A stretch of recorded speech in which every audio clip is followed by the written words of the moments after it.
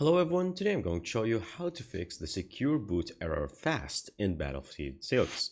Make sure to watch the video to the end, not to miss any important details. Like and subscribe. Now, as usual players, you might get this specific error while trying to launch Battlefield 6, and the way to solve it is either from two ways.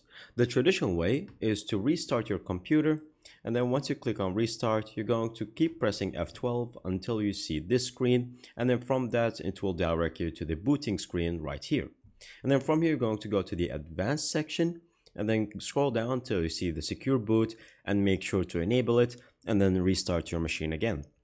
That will enable safe mode for your computer to be able to play the game. But there is another way that can work as well. You can simply, while the game is booting, go to the Wi-Fi section and then from here disable your Wi-Fi before booting the game. From here it's going to be stuck on the loading screen and it will ask you to reconnect to the Wi-Fi system.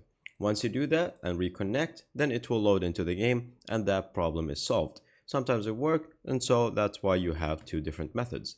Thank you guys for watching. See you next time. Bye bye.